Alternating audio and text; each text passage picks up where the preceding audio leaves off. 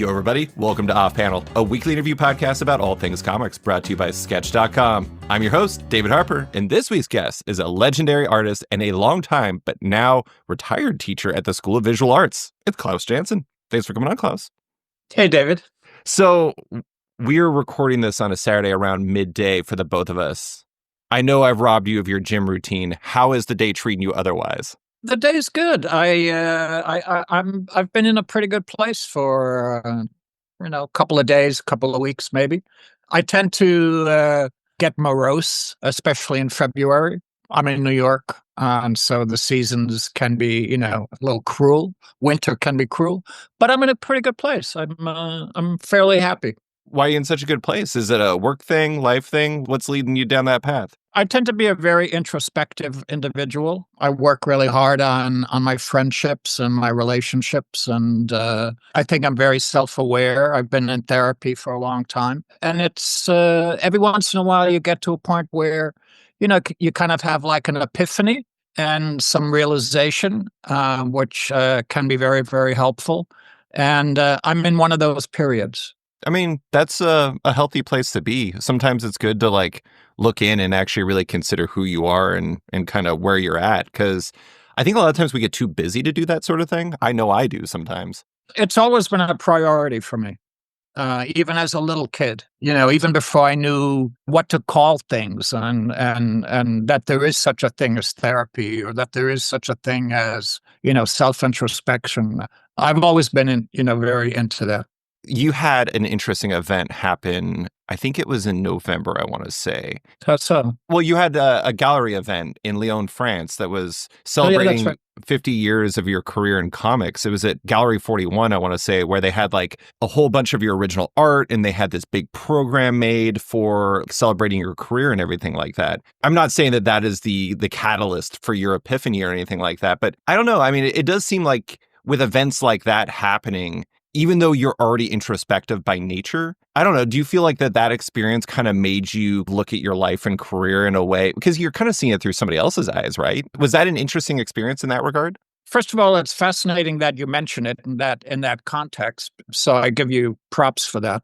It was a very, in some ways, it was very illuminating. And the people that came and the people that put the show together all were incredibly supportive and nice and generous, emotionally generous. And you could not help but be affected by that. And I found that one of the, for me, what was a real eye-opening moment was looking at the art on the wall. And there was, I think, a little less than 100 pages, 100 pieces, and they had them all framed really nicely. But I was looking at a story that I had done for Axel Alonso when he was over at DC, and the name of the story was Expiration Date. And the first couple pages were hanging on the wall, and I hadn't looked at it in a really long time, maybe 25 years, 30 years. I forget when Axel was at DC, but it's probably about that time, 20, 30 years.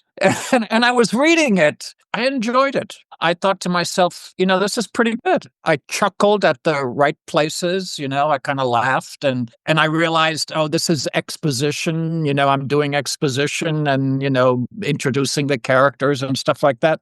I don't usually have that kind of response when I'm looking at my work. I'm fairly critical. I think a lot of artists are, a lot of writers are. So that was enjoyable. And I think that triggered and set the stage for the rest of the visit. So I kind of let my hair down a little bit and just really enjoyed myself. Ate a lot of pastry.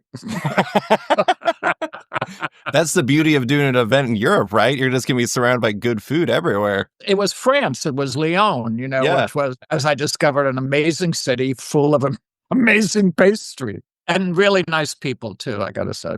I was there in April 2023. And I'd never been to Lyon before. I'd been to France several times, and my wife and I love food. And Lyon is said to be the gastronomic capital of France. And when you say that, that's like, I don't know, that's like a different level. It's a country famous for food, and you're the one that's famous for being the best at it.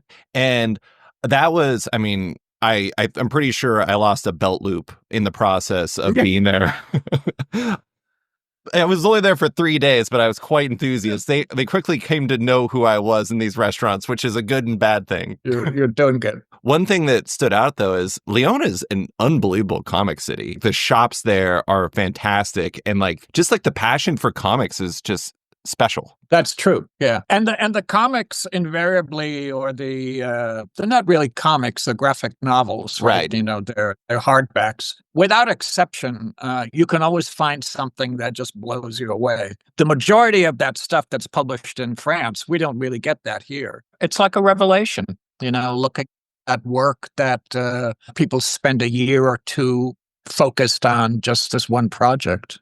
Well, and that's one of the interesting things, not to make this a Francophile podcast, but it's interesting to think about how they do the whole BD scene there, the bande dessinée scene and everything, where it's cartoonists working on projects for a long time and they're not beholden to the monthly schedule. And so one of my favorite comics from this past year was it was a Magnetic Press translation of a cartoonist named Guillaume Saint-Gelon's Frontier. And it was this big hit in France in 2023. And reading it, it was interesting to just see the depths that the cartoonist was able to take into his art because he has the time to do that stuff. And it's fascinating to look at BD, graphic novels, everything like that from that space and just see, I'm not saying American comics are bad, but just because the nature of the way that both of them work, there's going to be allowances certain creators in France get that American ones don't necessarily. Yeah, you're totally correct. And what's really noticeable, I don't know if you've had that experience, but talking to the artists and the writers who actually produce these graphic novels, their attitude is completely different than American artists and American writers. Yeah, it's just completely different. I was intrigued. I don't know if you probably do, but keep up with, the gossip that's on the internet or on Bleeding Cool and the news and, comic news and stuff like that. But for the last couple of months and most recently, I think this last couple of days, there's a lot of talk about how writers and artists in America cannot make a living doing comics. And they, post their page rates and the hours that they work and they give examples. And that's one of the things that really is very, very different between American comics and European comics, is that European artists and writers can make a living doing their work. And they're able to navigate that economic landscape. But I find it interesting that there's more and more discussion in America about that specifically. So I run a site called Sketched also, where I write about a wide variety of subjects, but one of them is the business of comics. And the very first big feature I wrote was actually a survey of comic artists and just talking about how much they earn, what they get for page rates and stuff like that. And I think that there's two things to it that's really interesting. And really interesting, when I say really interesting, that's not a positive or negative statement. It's an observation. Sadly, page rates have not changed dramatically since you were working with Frank Miller, which is unbelievable. And then on top of that, the other thing too is take here's a good example, Chris Samnee. Chris Samnee pencils and inks himself. And a lot of people pencil and ink themselves these days. And a lot of it seems to be that, you get the additional level of page rate to it because you do it yourself and you have more control. So there's you pencil, and it's not just being a penciler and inker. You're a penciler and you're an inker. Maybe you do washes, maybe you even add some colors and stuff like that. And it's the role has changed completely while the page rates have kind of stagnated. And I think that's part of the reason why that's been in the conversation lately is it's I think the slow realization that doesn't add up. Well, it doesn't. When toning became a thing, a couple of years ago, quite a while ago, actually. But when toning became a thing, they would give you $10 extra, on your rate to add wash or add grays to it. I mean, it doesn't add up. And I think the mainstream comic publishers are very irresponsible in terms of, you mentioned that the page rates haven't changed much since Frank Miller Daredevil. They've actually gone down. Yeah. I can't really think of any other industry or any other business where your income and your page rate, so to use that as an example, has gone down, from 30, 40 years ago. It's absurd. But the logistics of producing comics allows that, because there is always going to be someone in a different economic strata or an economic or country where the economics are different and are dying to draw Spider-Man. In a lot of ways, the publishers are exploiting the affection that we have for the characters, because they know that they can get somebody to draw Spider-Man for, $50 a page or $80 a page or 100 page, whatever it is. So it allows the page rates to either stay stagnant or actually decrease. When you were first getting into comics, was the vast majority of the people that were working with and around you, were they kind of just in the New York area, basically? Yeah, that was really a major characteristic of that period. And, I got into comics. My first job was published in 1972. Mm-hmm. So that was the early 70s. I was working with Rich Buckler on the Black Panther, inking him. But yeah, everybody was in the tri-state area, New York, New Jersey, Connecticut. A lot of people were in Connecticut. The Connecticut, I don't know if you know this, but Connecticut had sort of like a golden coast, Westport, Fairfield, Greenwich, where a lot of the Daily Strip guys lived. And also the train to Manhattan, was very direct from those cities. So yeah, I was trying, there was no FedEx. Mm-hmm. It was just horse and carriage. It was really extremely primitive. Now we can work anywhere, as you know. It's funny, like when you start talking about different states, this is like purely the Alaskan in me. When you're talking about like, oh, going from state to state, when I have to go to another state, it's a 3-hour flight minimum to get there. I talk to creators where they live in Connecticut and they're like, oh yeah, but I just like, I work in Manhattan and I just take a trip in there every day. And I'm like, how is that physically possible? That only happens to Alaskans and Hawaiians probably. But I do find it interesting because like the geo-locked nature of the comics when you were first starting, it definitely changed like the availability of the talent. You kind of had to be there, but on top of it, it's like your world couldn't really expand. Like now you have so many talented artists from like, I mean, you just look at the country of Spain and like you have some of like the best artistic talent in the world. It is interesting how much that has changed things over, your career is just the geographical, the map opening up, so to speak. The proximity of being in the city being New York, where Marvel and DC were located, allowed you as a young artist or a young writer to pick up work in a very casual and in a very casual way. I'd be walking around the office, I'd be drawing a couple of pages, and somebody would pop out of their editorial area and say, hey, can you do this job for me? Can you do 3 pages overnight? Can you, there was always that hair on fire kind of a feeling, which was very, very exciting, very innovating and very creative, because you'd meet a lot of people, people would come up to the office all the time. People would sleep in the office to get work out. They'd stay there over the weekend. You could never do that anymore. Some of it was because of 9/11. Some of it is because of security or insurance, whatever. You can't hang at Marvel anymore. Yeah. It's a completely different world from what it was, when I was breaking in. I remember talking to Marvel editor Tom Brevoort about how I was doing a piece about the DC versus Marvel crossover in 1996. And he was telling me about how Mike Carlin and Mark Gruenwald had built beds into their desks so they could sleep there overnight and not trigger the security systems because they're working on the Marvel handbook for so long. I mean, there's not a lot of beds and desks these days at Marvel, I don't think. It's fascinating how different it is. The punchline, David, is that the bed or the sofa that Mark Gruenwald built was elevated, and the bottom, do you know this? The bottom of the sofa was hollow, so that when Jim Shooter would come down the hallway looking for Mark would slip into the hollow section of the sofa, underneath the sofa, and pretend he wasn't in the office.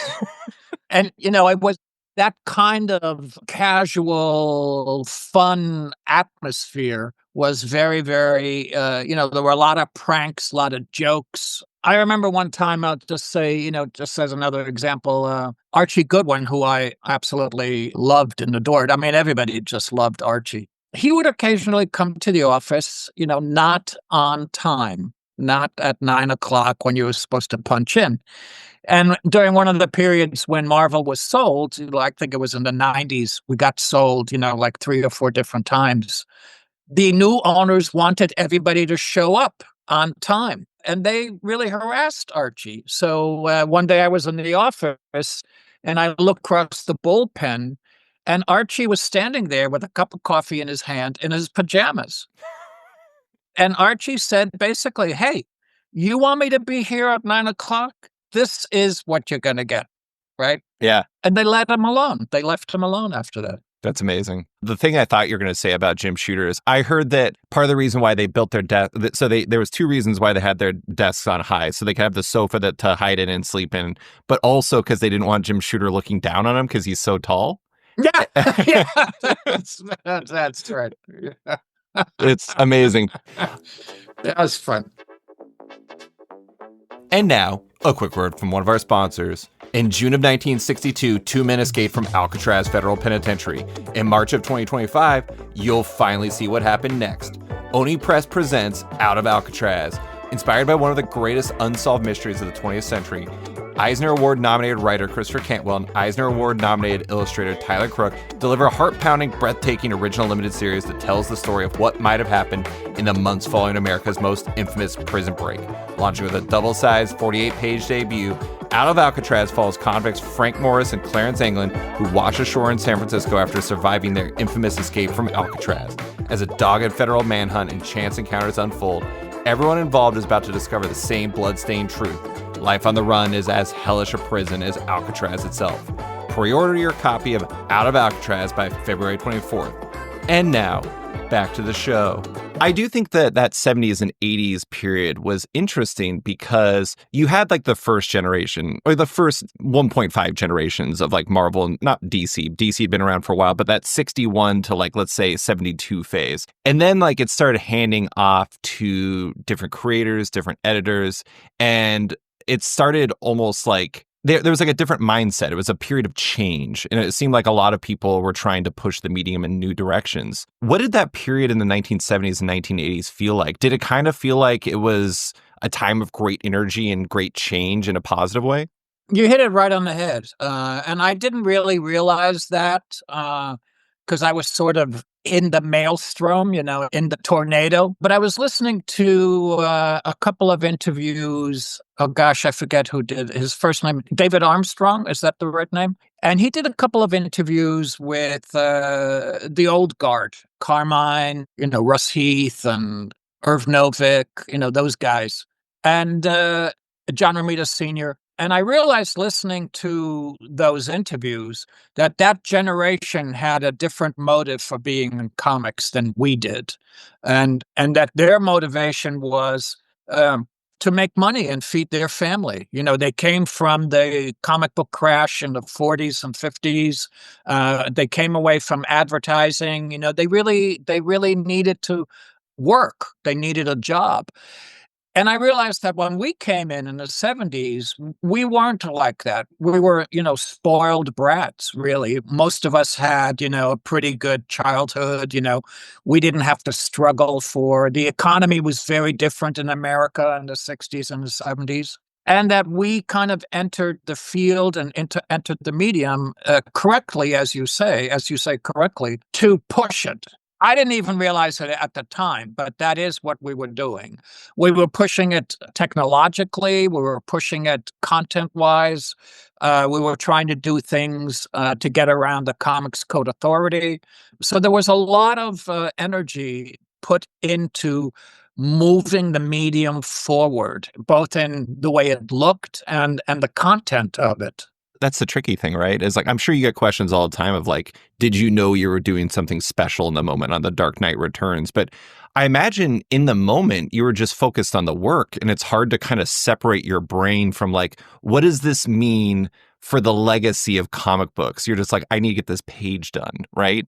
Yeah, I think that's exactly right. We were concerned about deadlines. You mentioned Dark Knight Returns. Everybody always asks, well, as you say, did you know at the time, that this was going to be a big thing? No, we did not. And the fact that next year is the 40th anniversary of Dark Knight Returns, and that it still has some value in the medium and in the comics history, I find amazing. But I learned at a certain point a couple of years ago, which was an interesting factoid, that Dark Knight Returns was the first comic book that went to a second printing. Oh, wow. There had never been a second printing prior to Dark Knight Returns. So at a certain point, when you hear that, and DC Comics and Marvel Comics, of course, was very aware of what was happening with Dark Knight Returns, you kind of have a sense of, there's something different about this one. But still, I would never have guessed that it had any viability beyond, a year or two or three. And to think that, we're approaching 40 years with it still impresses me. It still does impress me, yeah. This is a really random. Oh, it connects to what you're saying. I went to school at the University of Idaho. I went to school for business. I got degrees in marketing and business management. But I've always been interested in writing, and so I took a bunch of English classes. And one of the classes, I don't remember the title of it, but it was basically kind of like looking at monsters and like their reflection of humanity. Basically, it was a little bit more in depth than that because my brain from 22 years ago does not recall. But one of the things that we read in that class was Dark Knight Returns, and it wasn't like illustration school. It wasn't like a SVA or SCAD or something like that. It was University of Idaho, and it was more than 2 decades ago. And it is kind of amazing to think that like it became. I mean, I didn't even realize it was the first comic to have a second printing, but it became something that was like literally studied in college classes, which is at that time was unbelievable. I mean, that was still the period where people were writing Biff Bam Pow, comics aren't for kids anymore and stuff like that. So I guess good job, Klaus. Well, thanks. I appreciate it. Yeah, thanks. I did want to talk about those collaborations though, because you're talking about energy. And you're talking about when you're in the bullpen and you're meeting with people and you're like building off of each other. And somebody grabs you and you're like, hey, can you ink these 3 pages? And it's got this constant push and everything. You've had some pretty notable collaborations, particularly with Frank Miller and John Romita Jr., but a whole bunch of other people along the way as an inker, as a penciler, as everything. Has it been important for you to find collaborators throughout your career that are as interested in pushing themselves and the medium as you are? Yeah. Yeah, that's the short answer, David. Yeah. I find that there are certain writers that I would just automatically say yes to whatever they wanted to do. If I had the chance to work with someone like Grant Morrison again, that would be a no-brainer. I did Gothic with him, and I found that he had a very excellent sense of the storytelling and pacing and rhythm and art. He being somewhat of an artist himself. I really enjoy Matt Kint. We've worked on a couple of short stories. I'm waiting for a script that'll be coming in about 2 weeks from him. We're doing another EC story for Oni. Brian Bendis is a wonderful writer. I thought End of Days was one of the best scripts that I've ever worked on, and it was a wonderful project to work on, to draw. Yeah, there's definitely there has to be some sort of a overlap between the artist and the writer. It doesn't need to be, it depends on the individuals how much. For me, if we can overlap like about, 25, 30%, 50% maybe in terms of our mutual goals, I'm golden with that, But if it's 0 or, 10% and you're button heads all the time and, I wind up adding panels or subtracting panels or rewriting scenes or sequences, that can be fun, but that's not my job. Mm-hmm. not my job in the sense that I'm not getting paid for that. It is my job to tell the story as best I can, and I'm happy to do that. But I'm not getting paid for rewriting stuff. I have to say, I didn't expect you to say Matt, but now that you said it, he's such an interesting creator because He is. he's always pushing the medium as far as you can, like literally the physical boundaries of it. I mean, he did this project. God, I'm trying to remember the name of it. I want to say it was Heck. It was like a project with his studio where you could literally change the comic as a reader and doing like really interesting things like that. It's interesting because I don't know. I mean, there's no one right way to make a comic. It does seem like sometimes the people who are the most interesting to the reader are the ones who are like, how far can I push this? That's right. When you say there's no one way to write or draw comics, it depends what your goal is. If your goal is to tell a story, then there is a right way and a wrong way to do that because your goal is to communicate information. So that requires a certain theory or philosophy of storytelling, a certain structure that you have to adhere to in order to get that communication across to the reader. Now, within those boundaries, you can do a lot. It's valuable to understand what is your goal in doing this comic. Is it to communicate information, to entertain? Is it to experiment? Is it to be self-indulgent? Do you want to do something that, for yourself, or are you doing it for an audience?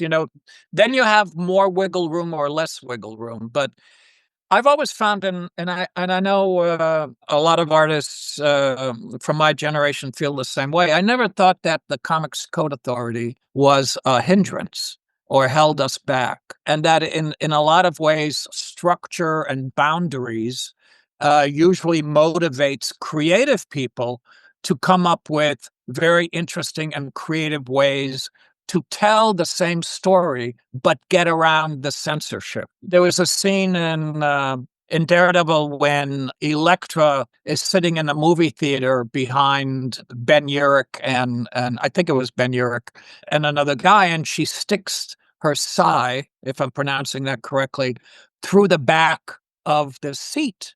And the guy sitting in the seat, of course, becomes impaled. You can't show that.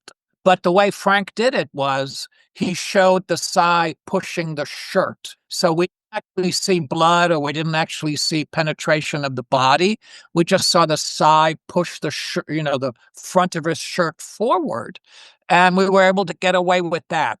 There's always ways of being creative and interesting and not allowing boundaries or restrictions or censorship to get in the way of, what you want to say. I've always heard from creators that sometimes restrictions are creatively enhancing rather than restricting because it makes you think in a different direction.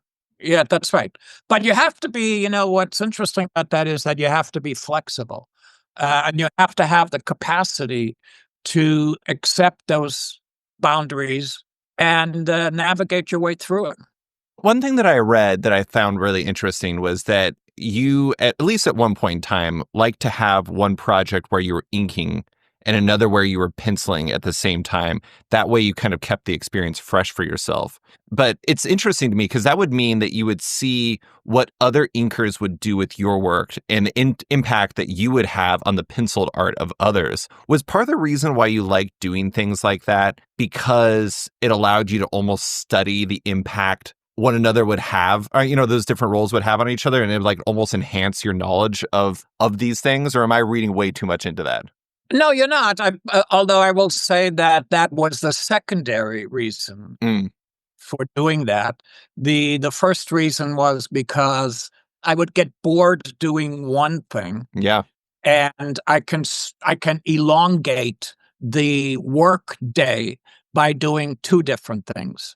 So instead of working, 8 hours on penciling, I could work, theoretically, 10 hours, 5 hours on penciling and 5 hours on inking, and still be fresh because it's two different disciplines. And to say that it's two different disciplines is, accurate.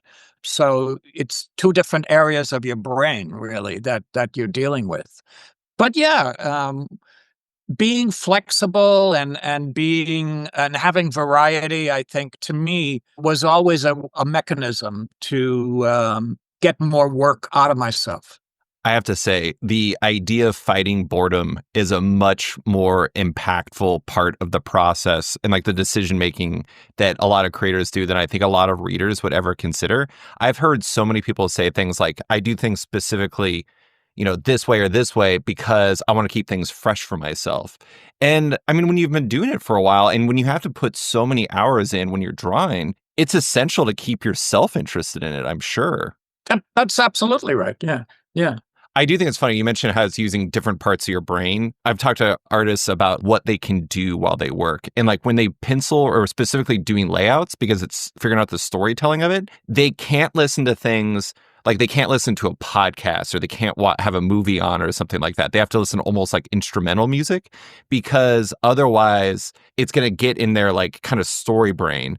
But when they're inking, they can listen to completely different things because it's tapping into a different part of your brain. And I find that really fascinating where it's, I think a lot of people have misconceptions about what these different, what it takes to do these different things, especially considering the fact that they're both two parts of a greater whole, but completely different processes and completely different mindsets that guide them.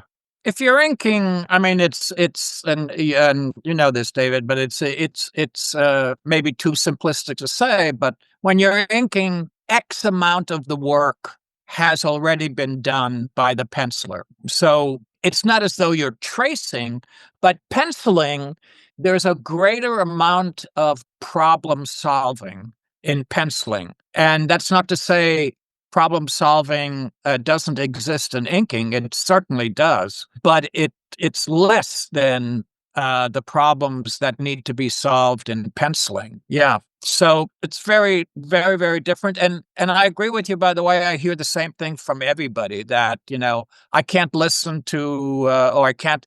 A lot of people think that, I can pencil and watch a movie. I forget about it. Yeah. I read an interesting article a couple of months ago where it said that this generation growing up with their devices and knowing nothing else, no other kind of life but devices, and listening to music while they do homework or watching a movie or playing a video game. The article theorized that the brains of this particular generation, 20 and under, 25 and under, have changed so much so that they are capable of doing that. Mm-hmm. I don't believe that. My experience with teaching tells me that's not true. But, do what you will with that theory. I mean, it is interesting. I love movies, and when I watch movies, like I did this interview for this newsletter that was about how people like engage with media, and somebody was like, what do you do with your phone when you're like watching something? And I'm like, I don't have it because I'm watching something. And it's interesting how like watching movies or TV shows and stuff have become passive experiences for a lot of people where they're not actively engaged because they're kind of like, they're having this, they call it the second screen experience, which to me, it reminds me of a boss I had one time where she said, I don't believe multitasking exists. If you try to do multiple things at once, it just means you're doing multiple things poorly at one time. And I think to some degree, when you're engaging with stuff like that, that's absolutely true, where people are like, oh yeah, I can absolutely watch this and still get the experience as I do stuff on my phone. I'm like, I just don't think that that's necessarily true. No. A friend of mine who's involved in the film industry said that people, I guess directors or no, it's not directors. I don't think directors would be doing this, but the people that own the film companies, the oligarchs, their theory is, and they're working on creating movies that will inhibit the viewer from going to their secondary device.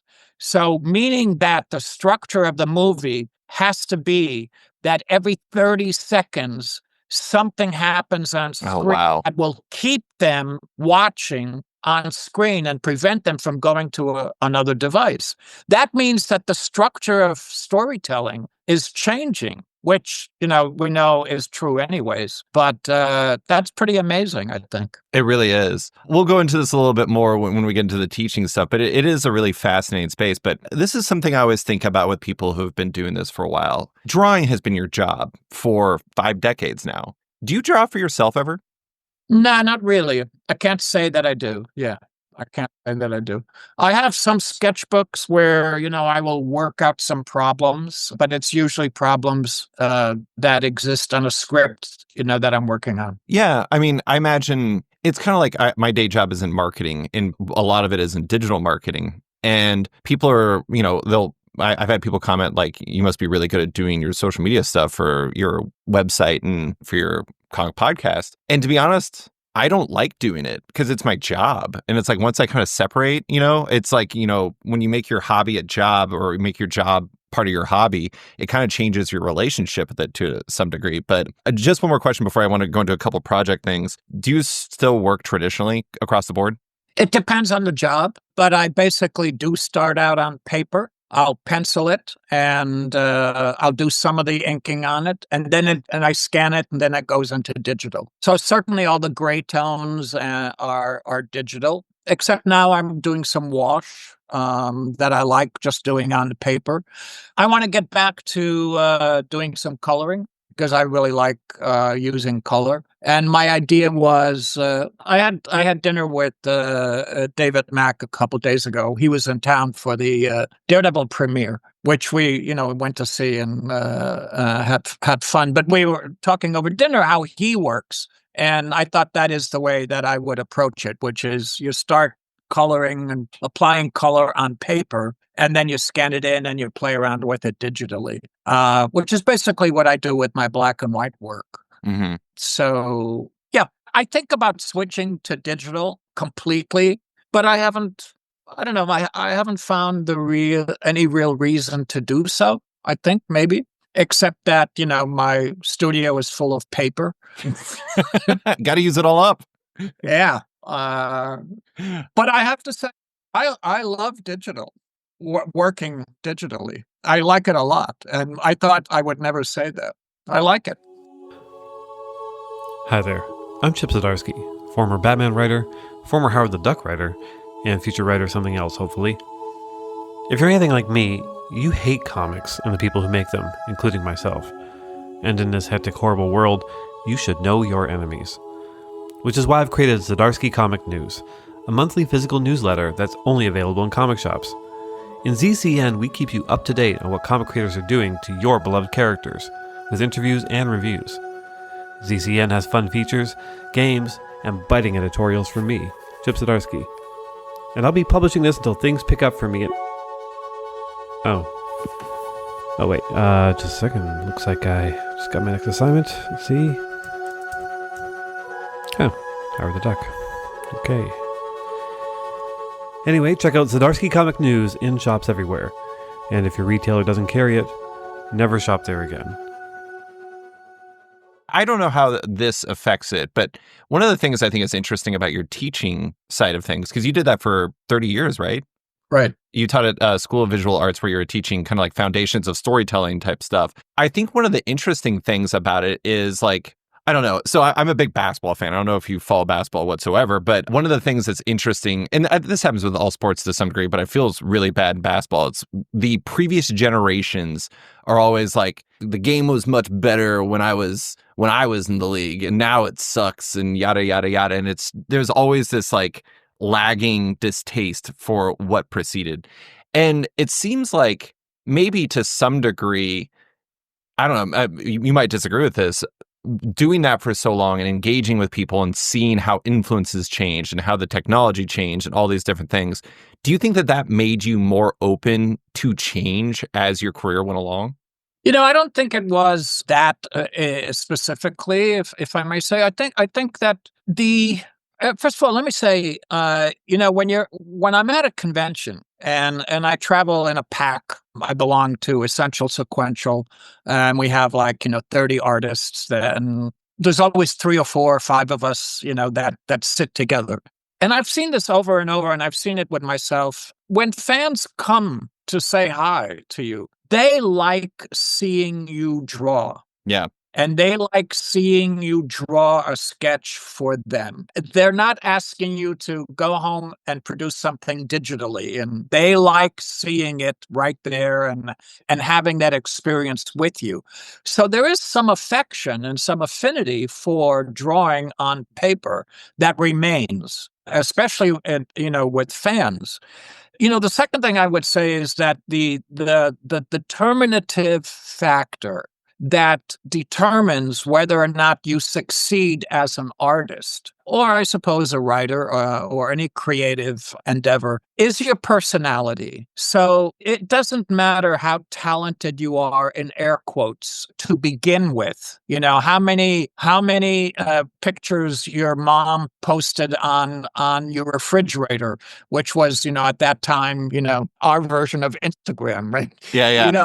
Matter how much people tell you, if you don't have a personality that is driven and contains ambition and a thick skin and self-awareness of what your weaknesses are in terms of interacting with people and interacting with yourself, getting up off the ground after your, 50th rejection, that determines whether or not you're going to succeed. I've seen people come into class that have real talent, and I put that again in air quotes. They will never, ever succeed because they have a shitty personality. And I've seen people come into class that I thought would never succeed. And because they have drive and determination and the ability to persevere, they are now working. Mm-hmm. I find that, in terms of my own capacity to change, to get back to your original question, to change, that I think I have the ability to be flexible and adapt. And part of that comes from being incredibly competitive and ambitious. Yeah. I'm not going to let somebody get ahead of me because they know how to work digitally and I don't. So, I went through the process of, I have to understand how to use Clip Studio, and I have to understand, how to approach work digitally. So it's your personality that really drives your success or your failure. I mean, that flexibility, I think, is essential because it's like you can't be so set in your ways that you can't accept change or see change for the positive it possibly could be. That's right. You mentioned people watching you work. You went to Lake Como Comic Art Festival, right? Like in 2022? Yeah. Yes, I've been there once, yeah. That's one thing I find fascinating about that event is that they have the chair where you can sit and watch the person as they work in front of the table as they're drawing it. And it is kind of maximize that idea of like getting to see the person make the art as they're doing the art. And you're right. That is a real part of it, is like, because, for somebody like me, my mom did put my art up on the refrigerator. Klaus, it was not deserved. It was absolutely not deserved. It was not refrigerator art by any means, but it is kind of, to me as an outsider, seeing somebody like you work is like, it's magic. It's magic to me sometimes. There is that, yeah, and that chair and that kind of a exercise at or setup at Lake Como. That's a very European thing. Mm-hmm. It's less business and a little bit more art and respect and interest in technique or the medium, or how do you do certain things. There's more interest in the process than there is in the exchange of money, for instance. Yeah, I was going to say that is like a core difference. Is it seems like America has a tendency to be focused on the commerce of things versus Europe. When you go over there and I remember talking to somebody about going to Angoulême, and they were like stressed because they had to have their sketches ready, because the expectation is you do a sketch when you sign a book for somebody. And so you can't just have the same drawing every time and then somebody sees that. That's right. So you have to have like 3 or 4 prepared. And the expectation for European comic fans is just dramatically different. Yeah, that's true. I enjoy going to, New York Con as much as I enjoy going to Lake Como. So it's fine. that brings up something I wanted to mention to you. So we have met briefly twice, actually, because I got you to sign something for me at New York Comic Con in 2023.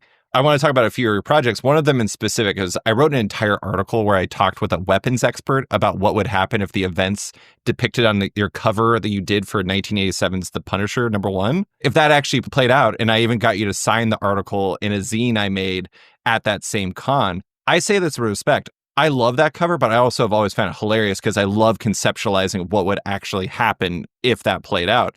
Do you recall anything about that cover and what led you to wanting to take that path with it? Because it is iconic and just something that, like, it's something that always comes up with fans because it's so spectacularly intense. I appreciate you saying that, David, and I will tell you that you're the very first person that ever got the joke. All right. My intention was, to do something that was absurd on the face of it, because of course, you've got a bazooka on your shoulder, and I mean, would you survive if he pulled the trigger? I mean, I don't think so. Mm-mm. And yeah, it just is. I tried to make it as unrealistic and humorous as I possibly could, and still maintain some sense of drama. So I don't think that a lot of people got that, and as much as I say, you're the first one to get that out of the cover, and I think on the contrary, a lot of people took that very, very seriously. And went into sort of a direction with the Punisher that I personally didn't want them to go into that direction. I'll tell you something that you remind me that Dick Giordano, who was my mentor and a terrific father figure and helper and mentor and teacher and all of those things, but we had a discussion. Maybe discussion is too big of a word. But we talked about the effect that Dark Knight had on the emergence of the anti-hero, because in a lot of ways that, and the Punisher as a character, they sort of glorified the grittier side of being a superhero or an anti-hero, as it turned out. And I remember Dick saying that he was not a big fan of that. And understanding that, of course, DC Comics this is my interpretation, DC Comics got a lot of publicity and mileage out of Dark Knight Returns, all of which I'm extremely grateful. But it might have had a little bit of a grim perspective that went much further than anybody expected. I mean, you've been doing this long enough. You probably have seen multiple line in the sand moments where things change because something hits big. And it is interesting to think of as like, that Punisher #1 cover. I love it. It's hilarious. It's fantastic. Oh, yeah. And you talk about those people who take it seriously. Think about what comes after that. The Punisher having this giant bazooka on his arm, all of a sudden within the next 5 years, it looks like a baby next to him compared to some of the guns you're seeing out there. And like that's done in a very serious way. And it is interesting to see sometimes where, like the Dark Knight and Watchmen came out the same year, right? And that's like this line in the sand where like 1986, from then on, things were a lot more serious and at times a lot more violent. And sometimes I wonder if comics as an industry and as a medium are very good at making the right takeaways from the work and why it succeeds. You know what I'm saying? I think so. I'll add to that I think one of the reasons why Dark Knight had such a lasting impact was that it was not a characterization of Batman that was one note. Right. So it wasn't just that he was grim. It was psychologically complex. It was emotionally complex. Frank did an amazing job in terms of creating this story and portraying this character. The mistake that I think people make in terms of the influence of the grim and gritty characterization of the anti-hero is that it becomes one note, that is the only characteristic of that character. Now, if you take that and you combine it with, some sort of inner, I don't know, some sort of characterization that reflects some emotional or psychological. I'm not sure I know what I'm trying to say, but you can't have a character that is only, I guess I'll go back to that phrase, that is only one-dimensional. Mm-hmm. That's a good word. One-dimensional. Yeah, it has to be multi-dimensional. I think it flattens the character out and makes him less interesting, which is kind of funny because the other character you're probably most famous for working with is Daredevil, who, at least I think part of the reason why the character has such a legacy as having so much great work done with it. I mean, you mentioned End of Days, like Daredevil End of Days. That's you, that's Bendis, that's David Mack, that's Bill Sienkiewicz inking you. I'm trying to remember who colored that. That's a good question. I forget. I should know that. But I think people kind of forget about that comic, despite the fact that it has such an incredible creative team and it was such a good book. And I think it's because there's just been so much. Daredevil is such a complex character. And I mean, I'm currently wearing a shirt designed by John Romita Jr. from his run with Andy Nocenti. And so it's really fascinating to think about how much complexity there is. I'm going to do something terrible to you, though. I'm going to be the person who brings up two books to you in particular. Punisher #1's cover, and then the second one is Daredevil 186. It's an issue that is titled Stilts, and it stars one of my favorite characters. I love Stiltman for a very specific reason. I find him, similarly to your cover, hilarious, and I love the concept that multiple people thought this was a good idea. In that issue, that's where Turk steals Stiltman's suit and promptly gets beat up by Daredevil, and has one of my favorite panels ever where, I don't know if you remember this at all, but Turk falls in his costume, and he falls, and the panel is over the top, and his legs fall off as he goes down on the roof, and then he just lands on his back. He's got really short legs. It's hilarious. It's fantastic. But the thing that's interesting about that issue to me is that is one of the ones that you did the pencils, the inks, and the colors. How much does it change things for you when you pencil, ink, and color yourself? Is your approach different when you can control everything to some degree? Yeah, the answer is yeah. It's a dramatic difference, especially in terms of the color. Those issues were done with following Frank's layouts. He had the amazing ability, I think we've probably talked about this, I forget what he said, but he had the amazing ability to draw and write out an entire issue of Daredevil on 8.5 by 11 typewriter paper. And he would put the balloons and the dialogue in pencil, that they would be sketched, the panels would be sketched out, the character, the interior, the image within the panel would be sketched out, and then he would write the dialogue and place, where the balloons go. Wow! And the finished comic was not changed. The dialogue was exactly as he wrote it.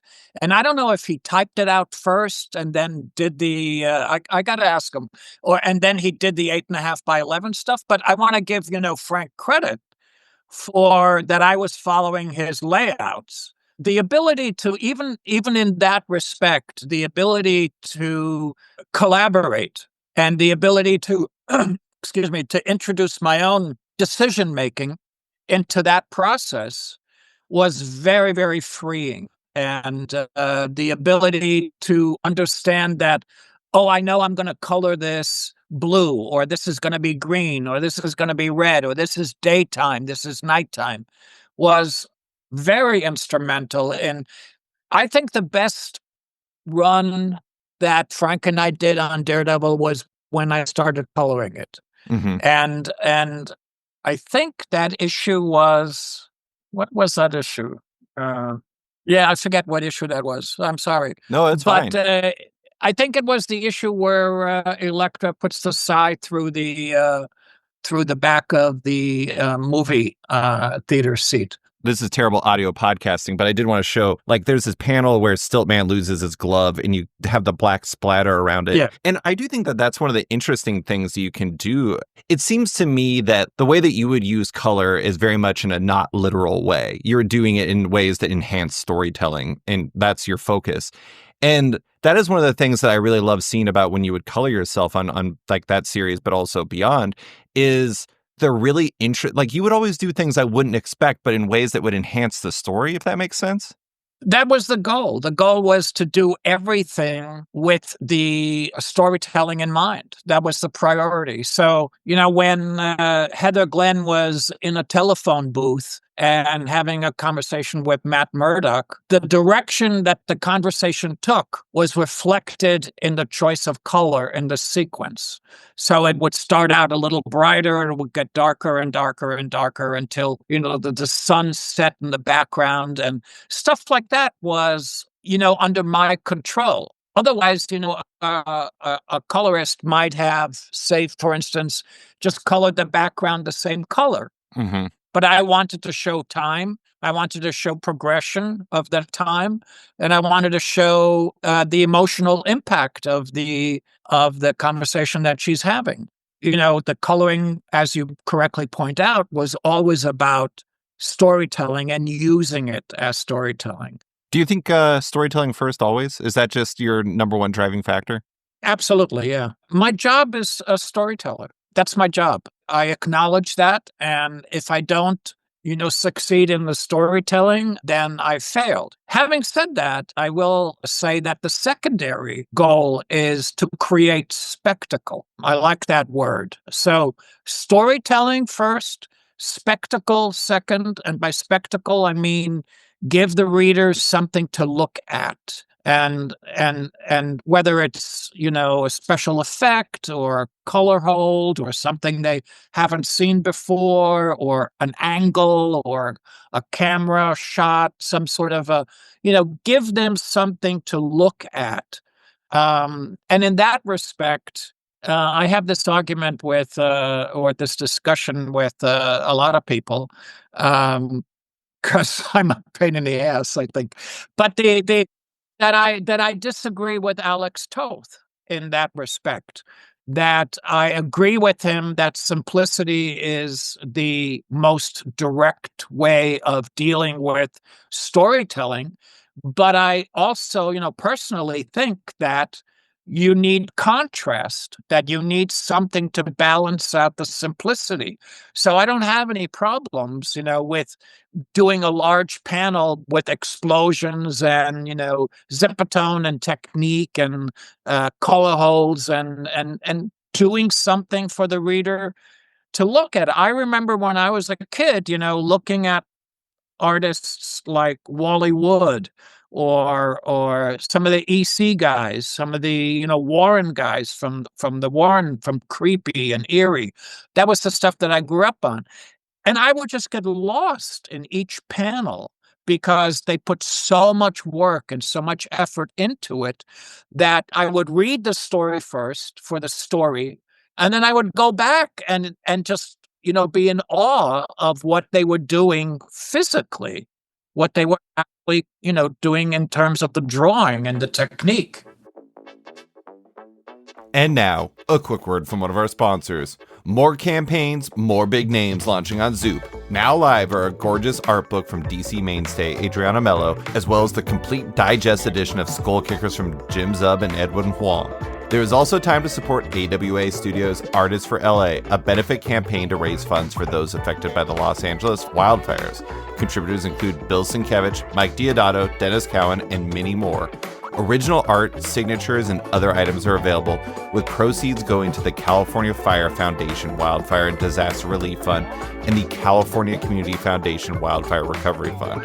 Zoop would like to thank all the creators who have recently submitted projects and urge all creators to submit your project to Zoop. Click the Submit Your Project link at zoop.gg, as they are providing services to even more creators than ever before. And now, back to the show. Do you know the artist Tradd Moore at all? Yeah, I like Tradd's work. I just had him on the podcast, and one of the things that I think is really interesting about him when he writes and draws his own work, one of the things I think he's really interesting about is kind of balancing that storytelling and the spectacle, where he'll have like when there's pages that are really dense with panels and storytelling, or just like basically things happening, he'll always try to lead that into a splash that lets things breathe a little bit. And I do think it's interesting. That's right. Because it's like there's two sides to it, right? There's storytelling first and then spectacle second. But they complement each other. And I think that that's where the sweet spot for an artist is like trying to balance storytelling and spectacle so they're one and the same in some ways. No, absolutely. I think that one of the words to encompass a theory, one of the words that I emphasize or used to emphasize when I was teaching is contrast. That if you can understand the importance of contrast, then you're moving it to the right direction as an artist. Meaning, black against white, big against small, fast scenes against slow scenes. There has to be spectacle and simplicity, all in one, 10-page story. You can easily do that in 10 pages. Contrast is a overarching kind of umbrella that you can use in many different ways. Like I say, black against white, big against small. Yeah, I think you need that. And Treadmore, I like his work a lot. He told you he's in a studio, right, with Ian Bertram, your former student. James Tinian and Ian Bertram. Yeah, yeah. Ian does the spectacle contrast thing too. Mm-hmm. One of the interesting things, you mentioned one-dimensional earlier about what kind of came after Dark Knight Returns, not universally, but like it can kind of flatten things out. I do think if you don't have that contrast, that brings in the one-dimensionality again, right? Where it's like, if you don't have that contrast, everything kind of feels the same. And sometimes it's those differences that enhance the read and enhance the art. Of course, that's exactly the reason for contrast, because otherwise it's monotony. Yeah. It's like coloring an entire issue of comic book blue. Why are you doing that? Because it's nighttime. Yeah, but you're depressing me. You know what I'm saying? Get out of here. Give me something here. Yeah, yeah. Do you pay attention to like newer generations of artists and like the people who are doing work and kind of like keep yourself fresh with what's going on? I try to. I mean, I have to admit, in the last year or two, I've stopped going to Forbidden Planet every week. So now I go like once a month. But yeah, definitely. I find it interesting that, I don't know, like when you were talking about like kind of like looking at work earlier, it's like my wife is an architect. You can look at our pictures after a trip where we go somewhere, and I'm just taking pictures of food and like varying things like that. And she's taking pictures of like really small things on a building that I don't even notice. Of course. And I imagine that both because you have worked in comics for so long, but also because you taught comics for so long, do you find yourself getting hypercritical when you look at comics as an art form? Or can you separate that? That's an interesting question because I'm focusing on the word hyper. I don't know how to gauge hyper, but my general feeling is the answer is yes, I am critical. There's something to be said for having done this for professionally for 50 years or 52 years now, right? And then amateur, and then 20 years before that, as an amateur, or 15 years, I started drawing when I was 5 or 6. So there's something to be said about having that experience behind you and in you, so that when you are looking at I was looking at a friend of mine went to the Metropolitan Museum, and he was posting pictures of the paintings that he was looking at, and what I see is, oh yeah, the painter is positioning the figure in the middle of the panel, and he's got 2 mountains, and the mountains meet, and the figure is right at the juncture where they meet. And so he's composing the panel in that way. So it's impossible for me to not, analyze work that stems from art, creating something, creating an image. So if you show me a comic book, or if you come to my desk at a convention, and I can tell where you're at in 2 pages. Mm-hmm. 3 pages at the most. I know where you are in terms of your development, and you need this, or you need that, or you need more camera angles. You need more better compositional understanding. I think I have a pretty solid understanding of what I'm doing. Probably made you a good teacher. I hope so. Yeah, I'll tell you something, that the feedback that I got when I was doing workshops for Marvel in DC, and I did a whole bunch through the decades, actually.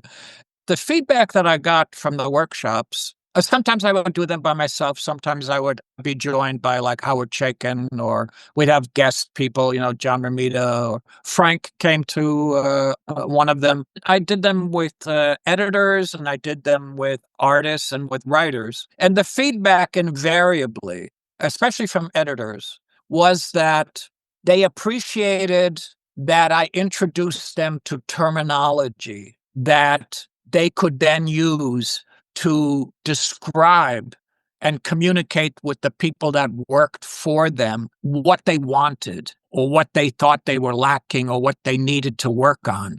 And that surprised me. And in retrospect, it shouldn't have surprised me, because, of course, editors don't have an art background in general. They come from a, journalistic or film or writing, background. And so, talking about the terminology of art and composition, or the technical aspect, was very helpful to them. And I think not only is understanding it important, but calling it something and giving it a like the word contrast. Oh, I kind of get what you're saying. Contrast, slow, fast, big, little. Yeah, that's important, right? And there's a lot that can go under that word, under that umbrella. So an editor can say to their artist, "Hey, I think you need more contrast in your panel shapes or size. Little panels against big panels. Juice it up a little bit." Mm-hmm. And that happens with comics journalists a lot, or people who are comics critics, where it's like, we don't draw. And so it's like, we're not necessarily armed with the right language too. Language is a very important part of art, because art is a language unto itself. Let me just, you make me laugh, David, because I was at a Society of Illustrators, and actually David Mack was there, and Bill Sienkiewicz was supposed to be there, but he got sick. So I jumped in and took his place, like anybody could take, Bill's place anyways. But anyways, so there was an interviewer who fancied himself a comic book journalist. Oh boy. And at one point he said, "Oh, and he was attached to a magazine, and, it was very prestigious, slit paper and all this other stuff. And he said, "Oh, I think comic book journalism is really, really at a high point, this year, which was a couple of years ago." And I said, "No, it's not. It's not. You guys know nothing about nothing." And he was so shocked and so taken aback by it. I have to say, I enjoyed it. It's a good thing I don't take things too personally, because dang. No, I mean, honestly, we could always do better, for sure. But I just have two more questions. I wanted to talk about your experience teaching at the School of Visual Arts briefly before we go, at least in part because it was my guy, Jacoby Salcedo, your former student, who connected us. You did retire after 30 years of teaching at the School of Visual Arts, where you taught people like Jacoby. You mentioned Ian Bertram, one of your students, James Herron, even Gerard Way back, as far as I understand. Yeah. Obviously, you enjoyed it to some degree to do it as long as you did, but I am interested in, like, what was the most gratifying part of that experience? Was there something you really enjoyed about helping these different generations better understand storytelling and art? I think that was exactly what it was. I really enjoyed teaching. Was something that I came to with a great deal of trepidation. I didn't know if I had anything worthwhile to say. It turned out that the first two classes that I taught, I said everything that I knew, and I didn't know anything else. I was done. I had nothing else to offer, and I realized that I have to go back to square one, and I had to learn. And teaching made me a much better artist, a much better artist. I understood the medium better. I developed a theory. I developed a philosophy, and it's interesting that theory about storytelling eventually all of us get to the same place. My discussions with, like Arthur Adams or Walt Simonson, people who are basically, maybe in my generation, we all get to the same place. There are rules of composition, and they are the same for you and me and Walter and Arthur and everybody else. And I never went to art school. So a lot of this stuff I sort of, was like rooting around looking for, what's that, mushrooms or Truffles. Truffles, yeah, it's like truffle hunting. Thank you. And I really wanted to give something back. I felt that comics, and I still feel comics has been really, really good to me. I've enjoyed it enormously. I've never had a day when, I haven't enjoyed it. And I wanted to share that. I wanted to give it back. I wanted to leave something behind when I finally hit the pearly gates. The amazing thing is you've spent your entire career learning, and then you get to pass that on to a different generation. Because I'm sure when you walked in the doors at Marvel and you were, inking Rich Buckler on Black Panther, you didn't know what you didn't know. And now you get to pass on the things that you didn't know from the beginning to a generation that's coming in. And that's awesome. That's great. David, I'll be the first one. You just refer back or call back to the journalism story. I knew nothing. Mm-hmm. I knew nothing, and I mean that sincerely. Nothing, absolutely nothing. I faked all of it. The first 10 years of my career, it's all faking. I had an opinion of what things should look like, but it wasn't based on anything, solid. It was just an opinion. It was more spectacle than it was knowledge. Yeah. I knew nothing. Mm-hmm. I'll be the first one to tell you that. Last question for you is about where you find yourself, because you mentioned the EC books. You did a story in Epitaphs from the Abyss, #2, I believe. And then you also did Batman, The Long Halloween, The Last Halloween, #2 with Jeff Loeb, stepping in for the great Tim Sale. You're still doing work. You're still doing really interesting work. Thanks. I hope it's true. You've been doing this for 52 years now, and you have every reason to be burned out, to be bored with it. And we know boredom's bad. You have every reason to be all those things. What keeps you invigorated as an artist and excited to do the work? I like being creative. I like creating. I like solving problems that fall in the creative area. If I had more space, I'd be painting. If I lived, I live in Manhattan. You can't.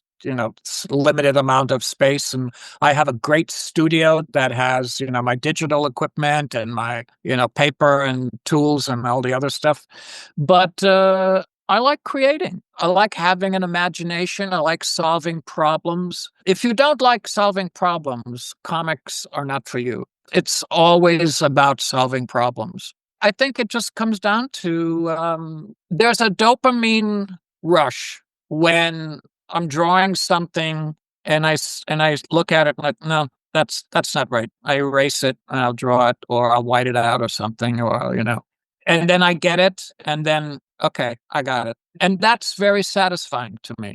Even the fact that you got the Punisher cover, that's satisfying to me. The serotonin is, flying around in my brain. I just like creating. I can't imagine not doing it. You talked about your wife, taking pictures. Artists see things very differently than civilians. And I'm very grateful for that. I'll take a walk or go to the grocery store and I'll see the image. I'll see it. And I'm very grateful for that second sight, so to speak. I'm grateful that you have it too, Klaus, because people like me certainly don't. But Klaus, that is all I have for you. Thank you so much for coming on to talk about your career and everything else. I really appreciate you taking the time. Thanks, David. Hope all is well for you. Thanks for listening to this week's episode of Off Panel with artist Klaus Janson. You can find him on Twitter and Instagram. As per usual, big thanks to Deanna Chapman for editing this week's episode. Love Off Panel, want to support it? Subscribe to the podcast on Apple Podcasts or Spotify today and give the show a rating or review while you're at it, but 5 stars only. You can also support the show by backing it on Patreon. Find the show at patreon.com/offpanel. And when you back it on there, you get early access to each week's podcast as well as weekly content and more. Want even more? Subscribe to my subscription site, Sketched, at sketch.com for long-form articles, interviews, and the rest of the site's content. You can find Off-Panel and Sketched on social media by following on Blue Sky and Instagram or following me on Blue Sky and Instagram.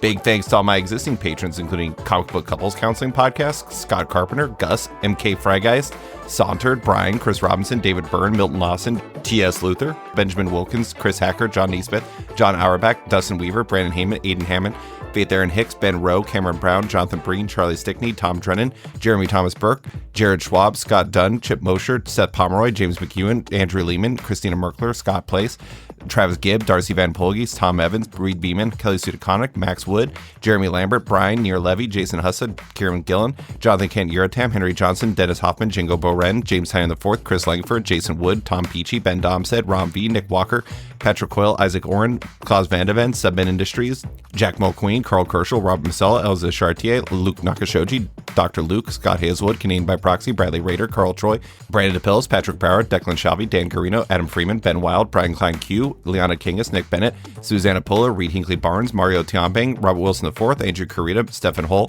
Philip Myra, Chris Pacella, Torrin Grudenbeck, Fuzz Bubbles, Christopher Todd, Transmitter Down, Waltz Comics and Books, Akil Wilson, Alex Dimitriopoulos, Terry Dodson, Wesley Giff, Sean Kirkham, Julio Anta, Brett A. Schmidt, Jason Goodmanson, Paul Reinwan, Vieta Ayala, Akil, Philip Seavey, Al Ewing, David Kelly, Jason Nassy, Adam Bogert, Matthew Taylor, Nick Patera, Jacob Sorelli, Ford Gilmore, David Baraldi, Nick Hall, Bjorn Basin, John Hendrick, Ian Maxfield, Cliff Chang, Colin McMahon, Adam Highfill, Fiona Staples, Mark Abnett, Michael Shirley, Tom Barnett, Jim Demonakos, Norbert, Nick Lowe, James Kaplan, and Mission Comics Art in San Francisco. You guys are all the best. A quick thanks to Wolfpack for letting me use their song Outro as the show's opening theme, and to Upright T-Rex Music, who wrote and performed Off-Panel's outro and ad music just for the show. Check out their music on Spotify because it's completely delightful. Thanks for listening, and tune in next week for another episode.